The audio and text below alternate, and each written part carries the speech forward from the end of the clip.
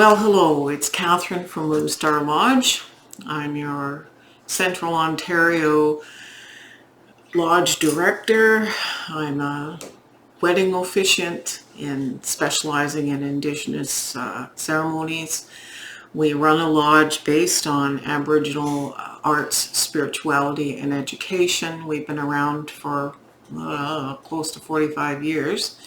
And I've been doing tarot actually for longer than that, since the early 70s. I've incorporated that in my practice of healing and shamanism because divination is a big part of our cultural tradition.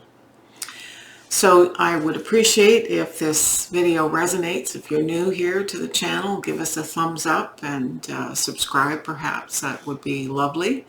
And you can leave comments, you can ask questions in the field down below. Today's kind of off-the-cuff discussion is a prelude to an upcoming series of classes. And in order to be able to continue doing these free services on YouTube and Instagram, we need to monetize somehow, because with the pandemic, all our income that we would normally derive from these sources or resources is gone. So we're going to set up some very special subscription services, kind of like Patreon, but with a different company. And so you can, pledge a very small amount a month, and you will get certain bonus things. And we'll always have a few free videos, always on YouTube, because that's part of our ethos and our agenda to reach people. But in order to get special classes inside ceremonies, that kind of stuff, we're going to be having tiers of membership. So in advance of that, I thought today it would be good to talk about some of the books I use in my collection of decks. My decks and resource books, it's about 1,210 items. I shouldn't have said that because Brian just heard that. But anyway,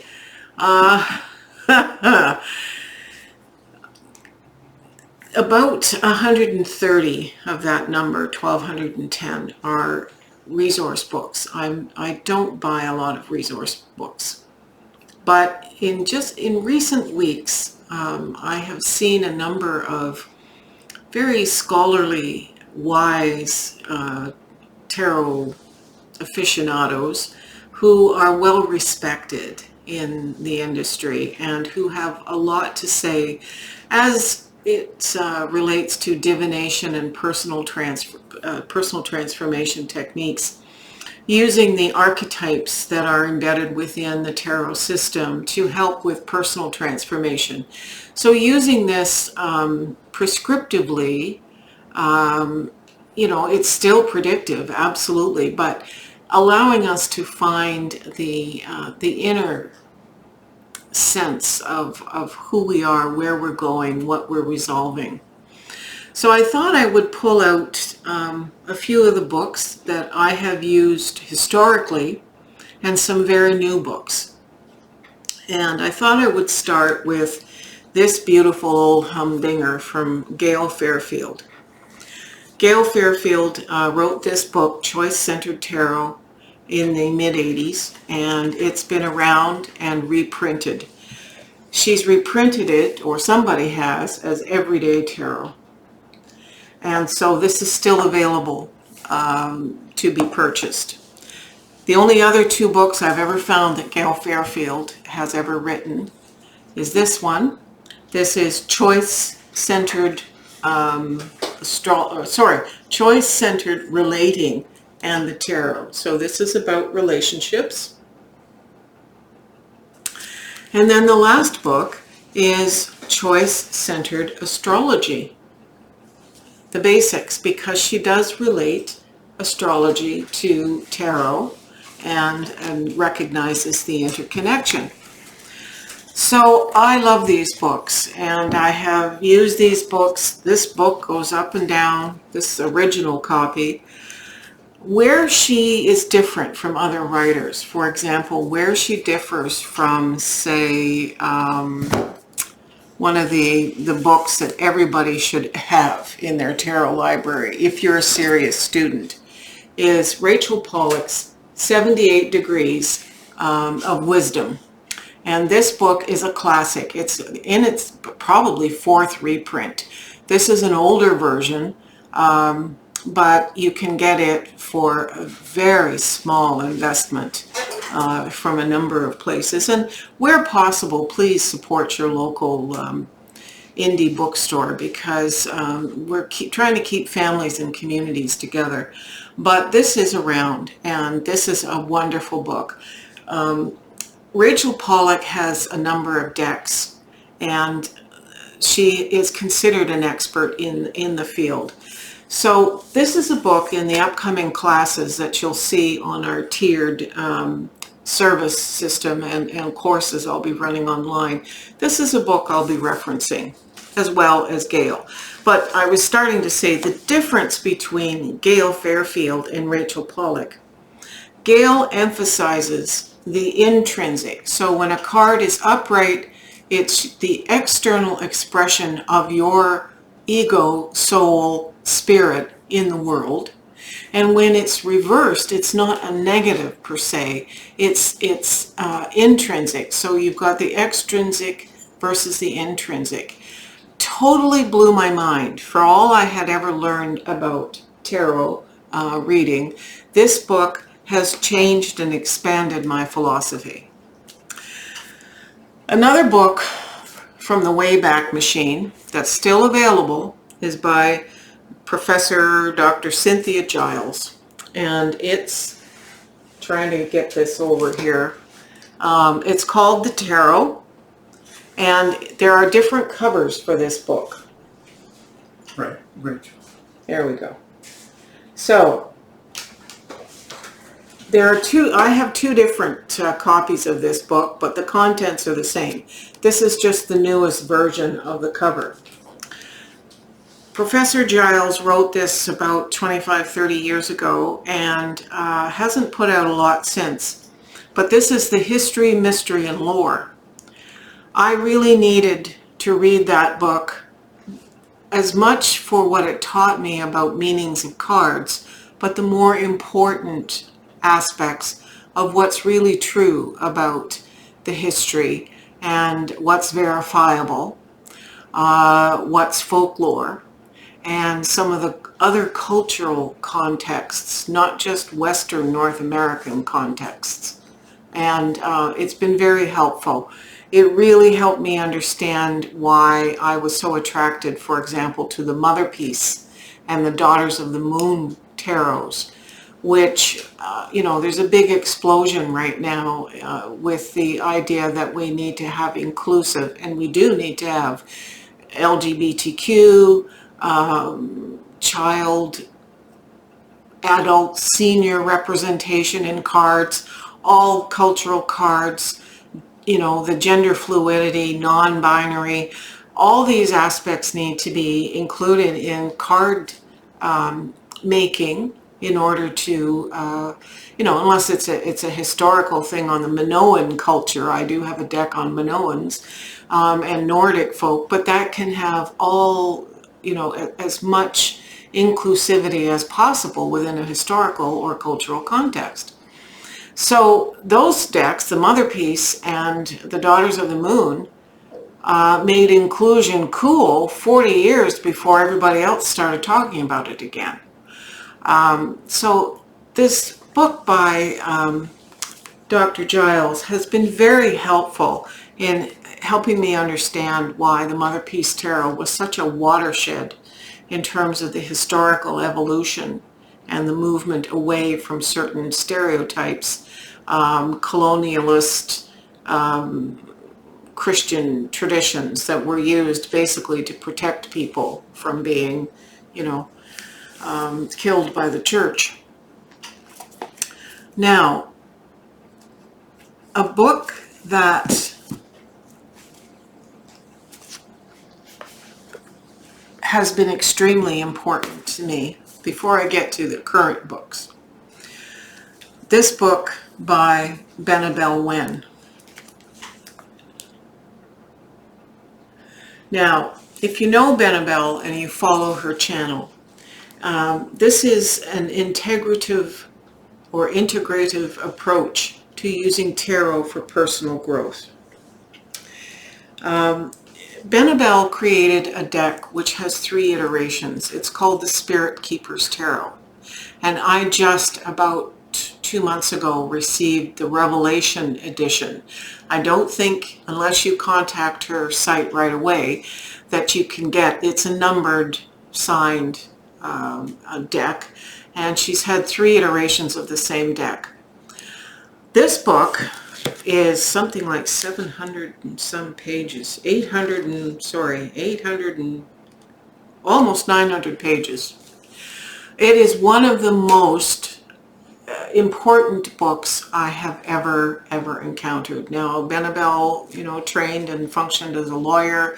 She's a very knowledgeable individual. I will be utilizing some of the strategies and things that Benabel puts out there in the world with the upcoming classes. One of the things that's nice about Benabel is she has a website that allows people to download all kinds of materials, and they're free for anything I've ever seen. I haven't downloaded a lot of it myself, but it's there to be downloaded, and it's an amazing adjunct to the information she provides on her YouTube channel. So it's scholarly, but certainly it's a very accessible material, and takes the work of Dr. Cynthia Giles and totally adds to it.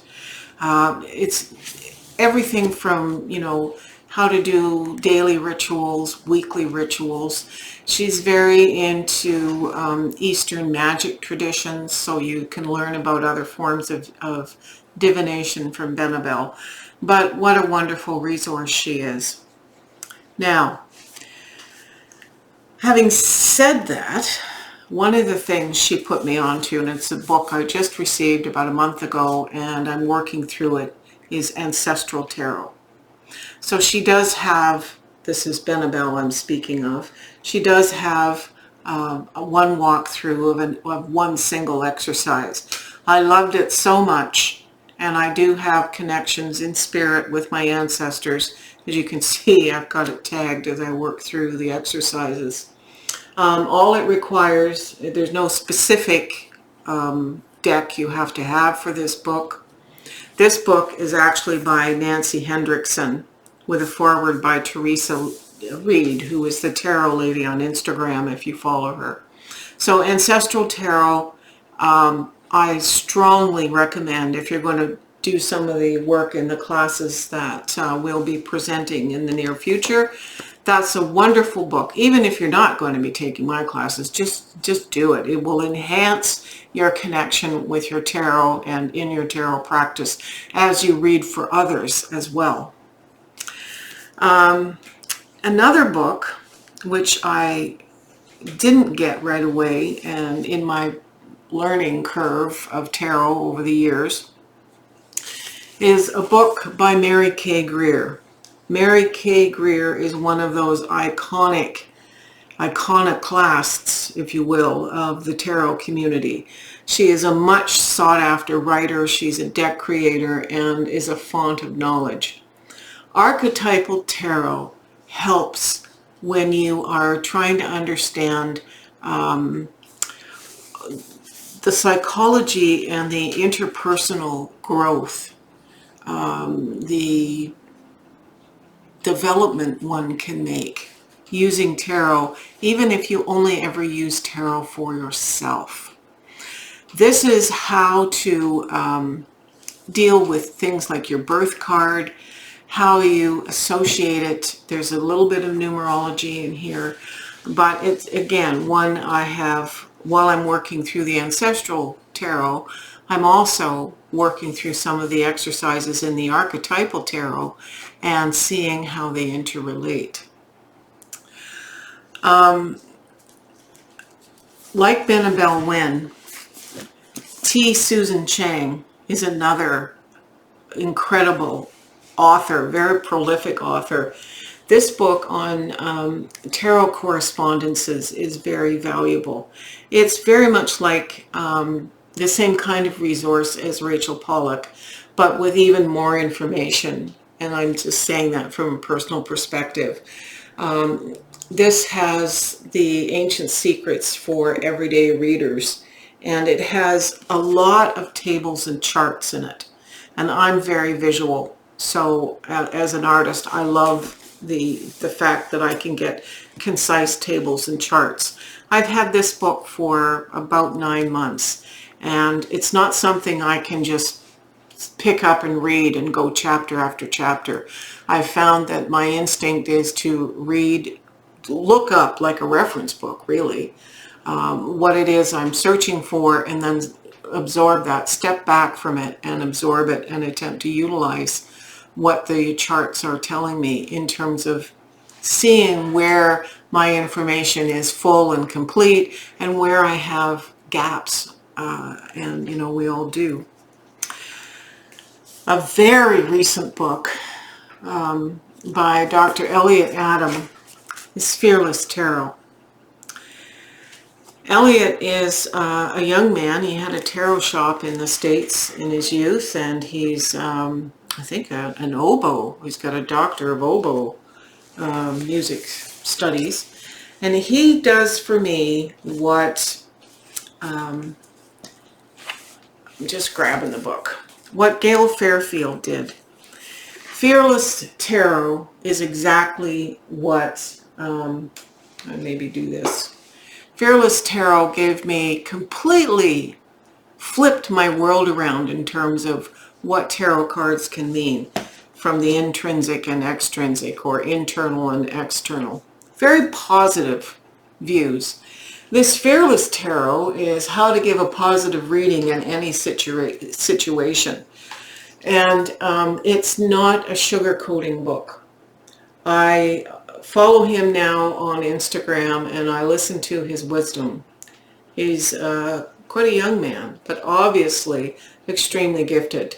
And this book is a wonderful resource. Now, the pictures that it shows are classic Rider-Waite, but it doesn't matter what deck you use.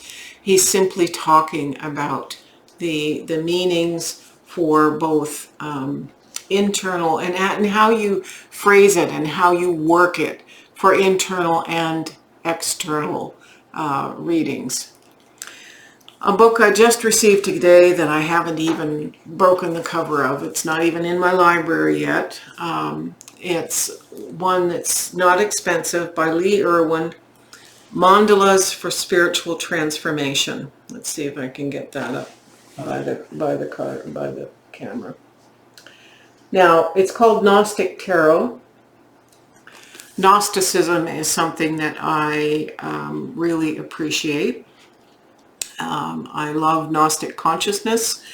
We will be doing the Altered States of Consciousness courses and the awareness of missing Gnostic information that has been eradicated from ancient textbooks, but accessing Gnostic consciousness is really an important thing for me. So the Gnostic Tarot book is something I will be, you know, moving through as I move through these other books.